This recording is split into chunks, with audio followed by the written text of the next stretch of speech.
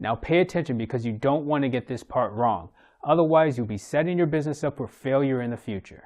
Hi everyone, David Jackson here with Sling & Stone Marketing, where I share with you the tools and strategies to help you market your business online. So if you're new to the channel, consider subscribing and make sure that you click the bell so that you'll be notified when I upload new videos. And if there are any topics that you want me to cover in future videos, make sure to leave them below in the comments.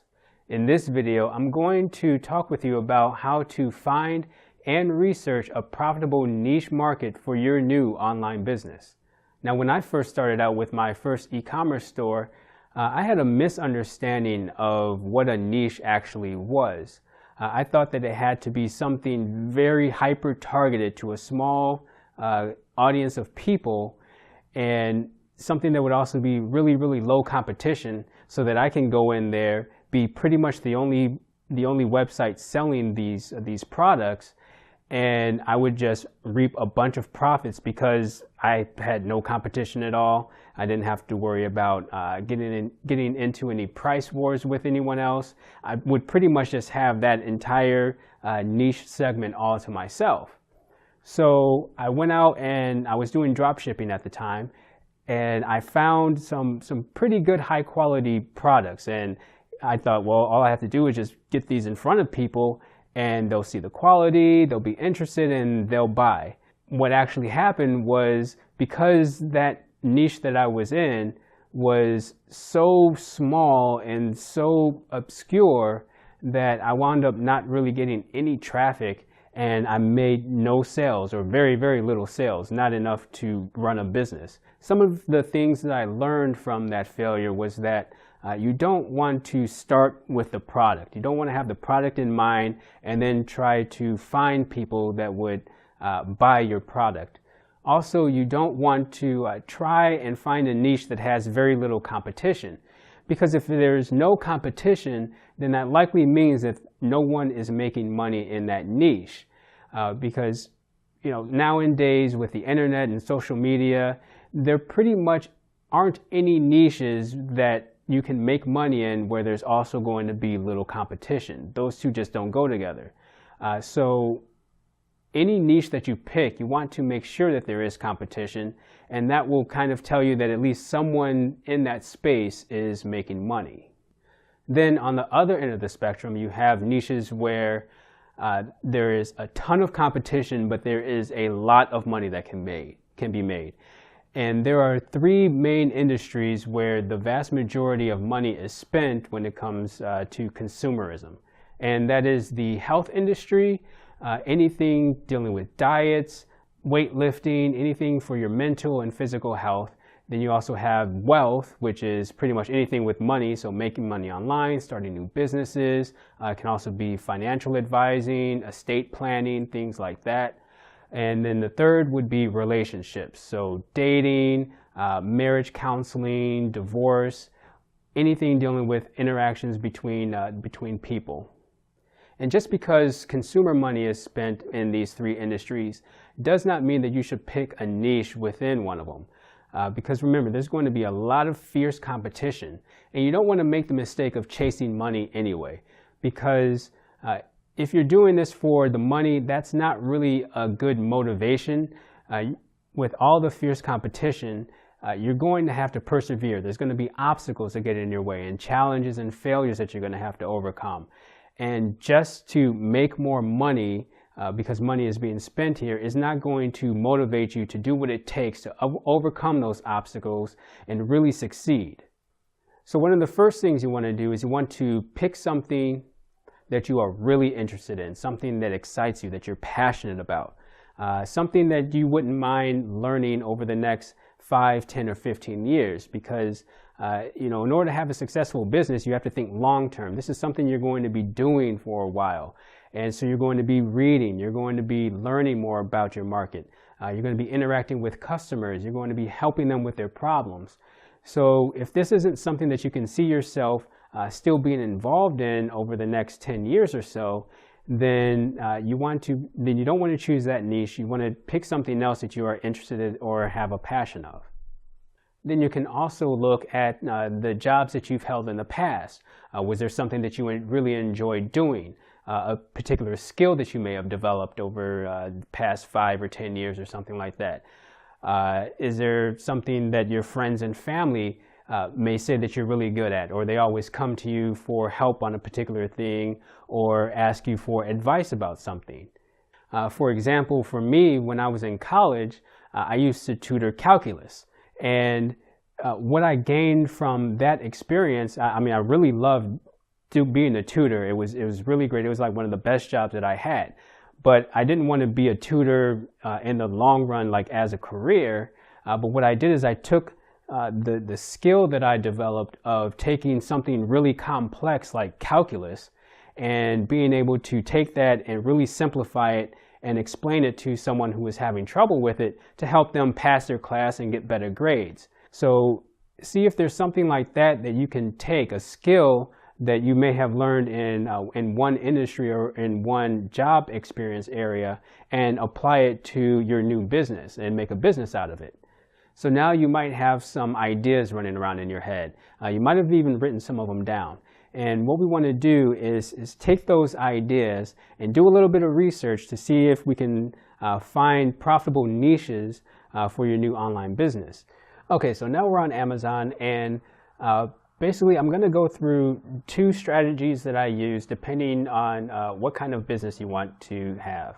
So the first thing I'm going to do is I'm going to start off with being a person that wants to sell products, that wants to start off with an e-commerce store as my new business. For an example, let's say that I really like organizing things. I have friends and families that always talk about how neat and organized my house is. They ask me for advice. They want me to come over and help them organize their house or garage or something like that. So let's say that I want to get into selling products that help people get more organized, right? So I come to Amazon, I go over to their little menu where it shows all of their top level categories.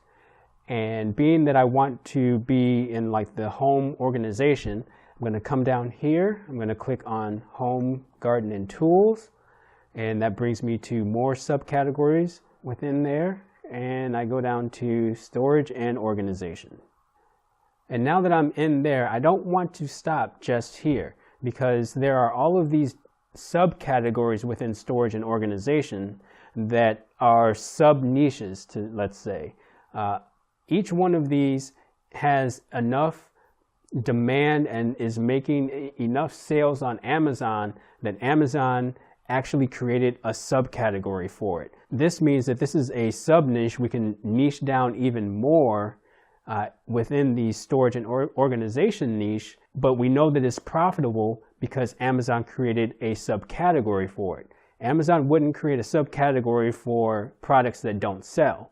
So being that there are subcategories here, that means that we know that these categories are profitable. So let's say that I want to start with garage organization.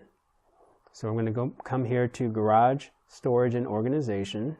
And again, I have even more subcategories. So let's say I want to do the cabinets and storage systems.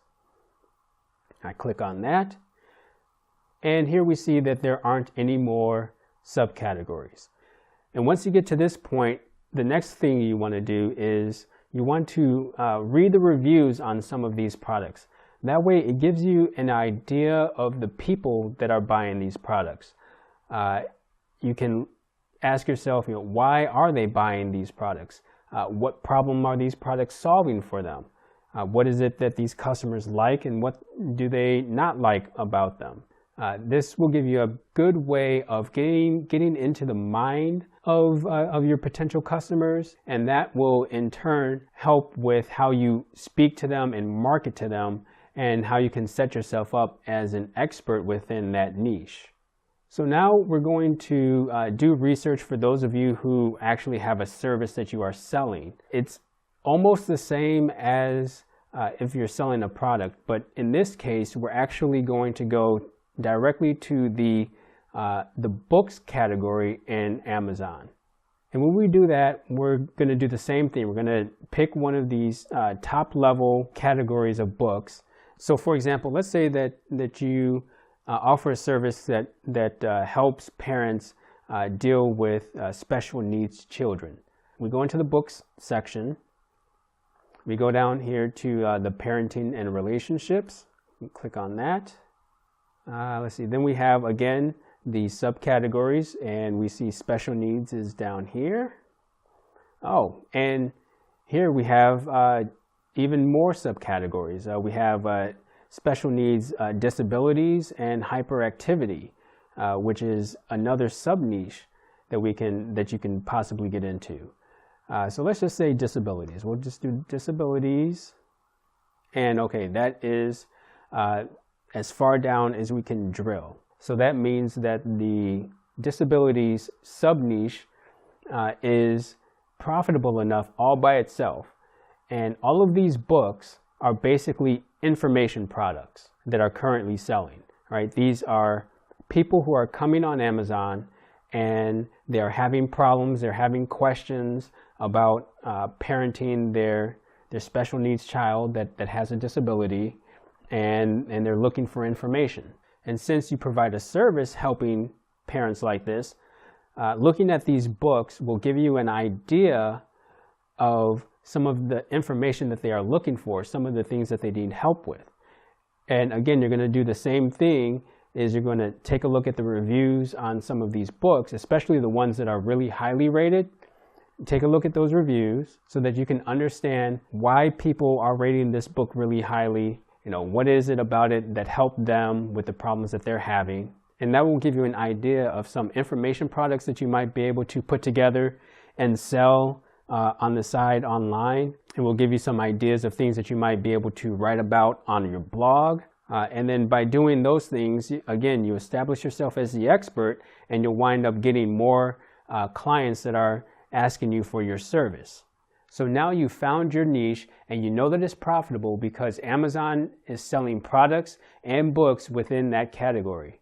Now all you need to do is make sure that you can communicate with the people online. And what you want to do is see if you can find any Facebook groups, any discussion forums, or even Reddit threads to find out where these people are hanging out and talking about topics within your niche.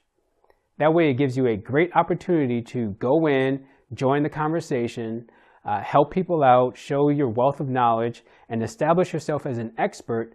And this will get people to know, like, and trust you so that when you launch your business, you already have people who trust you and are willing to buy from you. Let me know in the comments below if this video helped you get a better understanding of choosing a niche for your business, or if it gave you some new ideas for you to do some research on. I thank you so much for taking your time to watch this video, and don't forget to give it a thumbs up and click the subscribe button. And until next video, go out and slay some giants.